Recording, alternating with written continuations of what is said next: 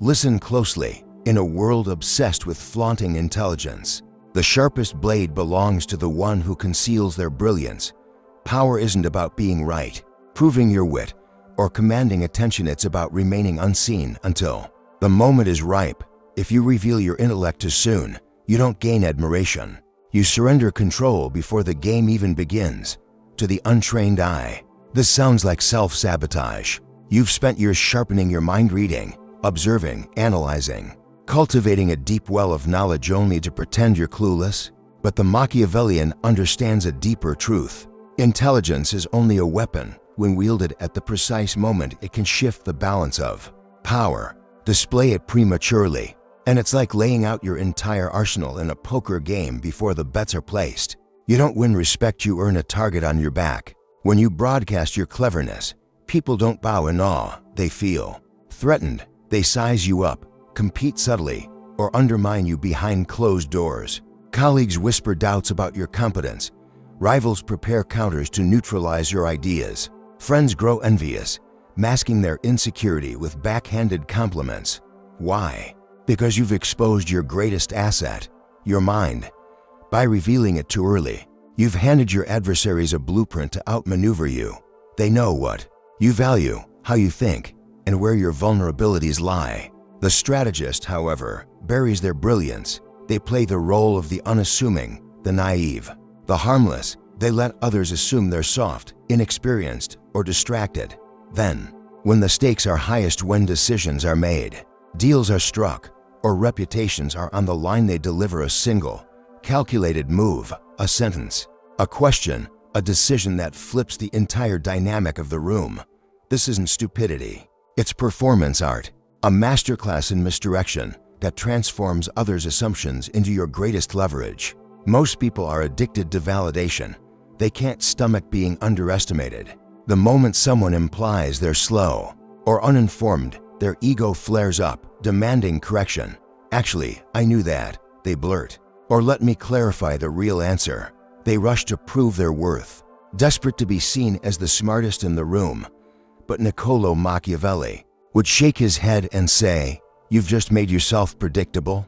By proving your intelligence instantly, you've exposed your entire hand. Your enemies now know exactly who you are, what drives you, and how to manipulate you. Worse, the person you tried to impress doesn't respect you. They simply catalog you as another ego-driven intellectual, hungry for applause. Instead of commanding the room, you volunteered to be its furniture, blending into the background of predictable players. The Machiavellian flips this dynamic entirely. They let the world assume they're naive, assume they're average, assume they're distracted or uninterested, while others project their judgments. The strategist observes, calculates, and edges closer to their opponent's weak points. This isn't ignorance, it's restraint, a disciplined silence that grants a unique kind of power. As Sun Tzu taught, appear weak when you are strong.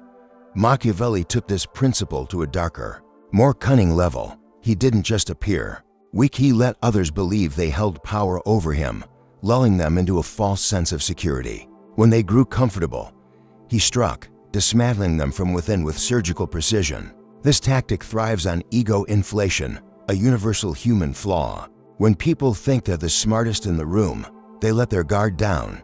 They boast, reveal secrets, expose insecurities, and grow careless, assuming they're untouchable. And who's watching all of this, silently absorbing every detail? The so-called fool. This strategic invisibility is devastating because it exploits human nature. It invites honesty from enemies, diffuses tension from rivals, and makes your final move seem almost miraculous, though it was meticulously planned. You become the last person anyone expects to shift the tide, and thus the most effective. You've seen this in action, perhaps without recognizing it, in negotiations, relationships, or politics. The quiet one, the one who asks seemingly simple questions, who listens more than they speak, often ends the discussion with a single statement that redefines the entire conversation. That's not luck, it's a cultivated skill, what we might call selective display. They withhold their knowledge until it delivers a decisive blow. Like a sniper waiting for the perfect shot, consider the executive who sits silently through a boardroom debate, letting others posture and argue, only to close the deal with one perfectly timed counteroffer that leaves everyone stunned. Or the friend who knows everyone's secrets because they never interrupt, always listening with an unassuming nod. Or the investor who feigns uncertainty, asking basic questions until the seller lowers the valuation, then swoops in to buy everything at a steal. These aren't fools, they're masters of disguise, wearing the mask of unimportance with such finesse that no one sees the blade until it's drawn. Why does this work? Because people underestimate what they don't fear. If you want to be feared, start by not being feared at all. There's a reason fools are dismissed, and Machiavellians exploit it like a playbook. Let others underestimate. You let them talk too much. Let them feel superior. Let them invite you closer, thinking they're in control. Then, when the silence hangs heavy, you make your move not with noise or emotion, but with precision. A statement that cuts through the noise, a refusal that shifts the power dynamic, a question that exposes their weakness. In an instant, the room realizes you weren't lagging behind, you were baiting them, orchestrating the entire encounter, while they thought they were leading. This isn't about pretending to be stupid. It's about projecting less leverage than you possess until the perfect opening appears. Then, you make it clear you were never in the dark, you were simply waiting for others to assume you were. In a rational world, intelligence would be your greatest asset, openly celebrated and rewarded. But we don't live in a rational world. We live in one that rewards control. And control comes not from flaunting your brilliance, but from withholding it until your opponents are too blind to stop you. Most people lose this game before it starts. They're too loud, too eager to prove themselves, too emotionally tied to being seen as smart. Their need for validation betrays them, turning their intelligence into a liability. But Machiavelli would remind you, the man who shows his cards too soon teaches his enemies how to defeat him. True power lies in strategic invisibility, in becoming a shadow others sense but can't trace. This requires a different kind of intelligence, not the kind that shines on tests or dazzles in debates, but the kind that reads a room like a battlefield. People don't fear what they understand. They fear what they can't read and what makes someone unreadable. They don't react impulsively to provocations. They don't rush to fill silences with their opinions. They don't flinch at insults or bask in praise. They don't correct others' mistakes, even when they know better. They let their opponents bury themselves, revealing their strategies, insecurities, and blind spots in the process. This calculated foolishness is about letting others believe they're leading, while you steer from the shadows.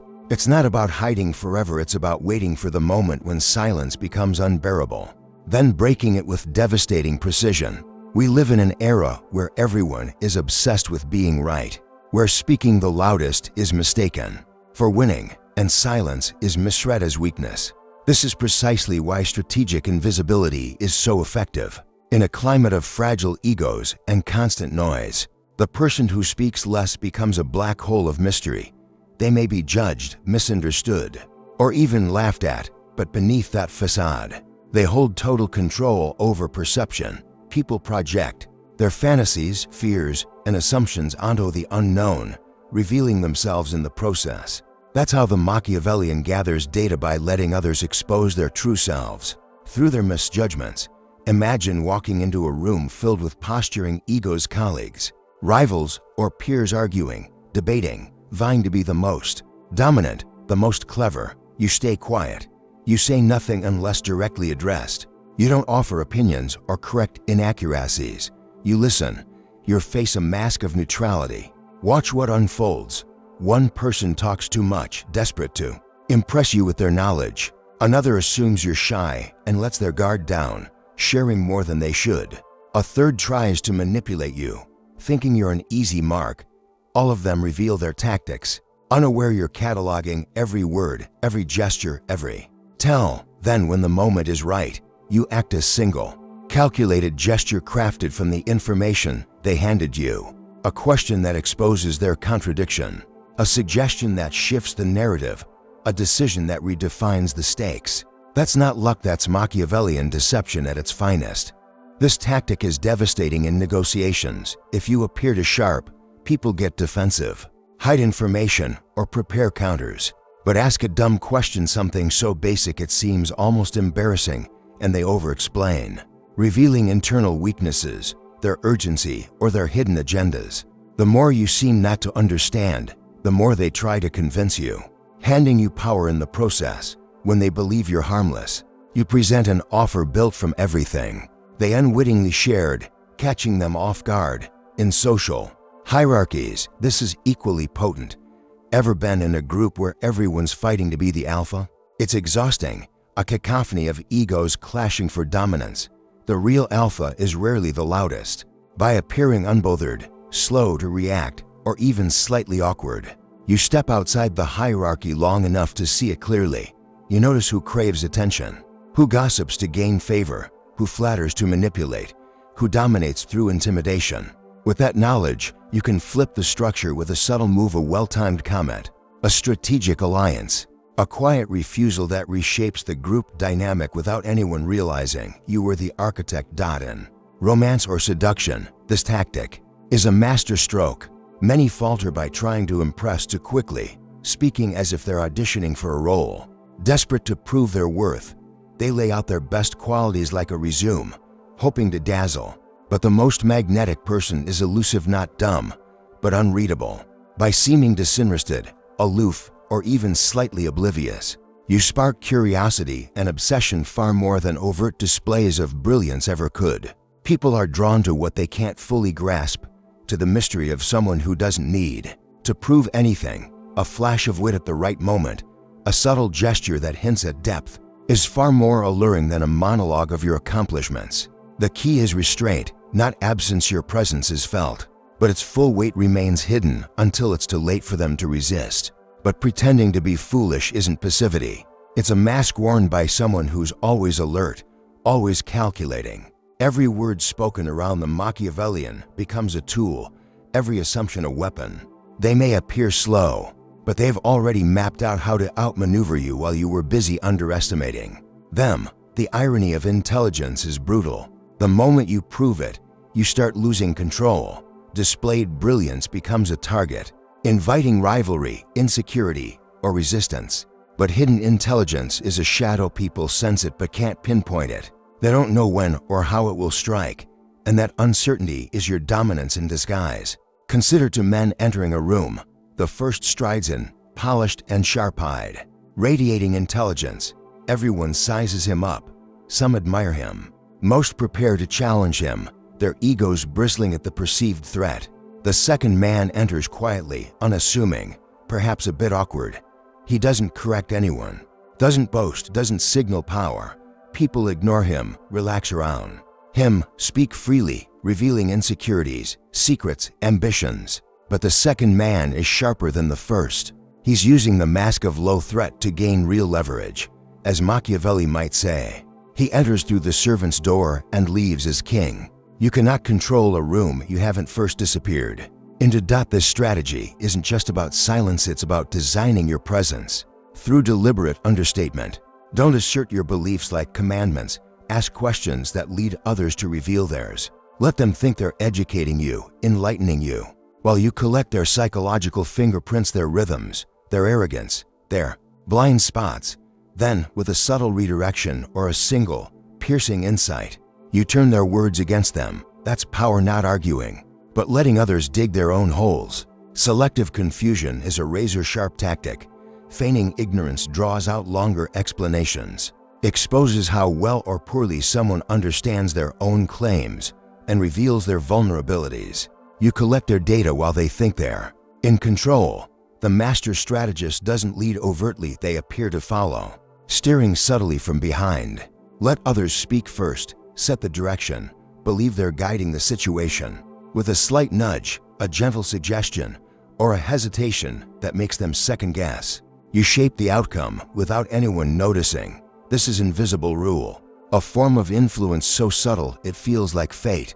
Even insults become tools. When someone mocks or underestimates you, don't defend or react. Every jab they throw reveals what they fear, what they value, where their armor is thinnest. While they laugh, you sharpen your blade, patiently waiting for the moment to show you were never the fool, just the listener Who knew everything? Social hierarchies are always scanning for threats. The loud, ambitious, or clever are marked immediately, watched and countered. But the fool slips through unnoticed. No one prepares for him. No one blocks him. He earns trust by default, becoming a confidant, a safe presence until he shifts the hierarchy in his favor. This tactic also shapes how others emotionally respond to you.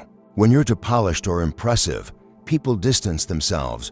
You're unrelatable, unsafe. But soft edges, seeming unsure, aloof, or even slightly clumsy, invite them to lean in, drop their perfection, and reveal their true selves. Then, with precision, you flip the script, not with aggression but with clarity, showing they stepped into your frame all along. Machiavelli warned that men must be either flattered or destroyed. But this tactic has limits. Play the fool too long, and people may genuinely believe you are one or worse.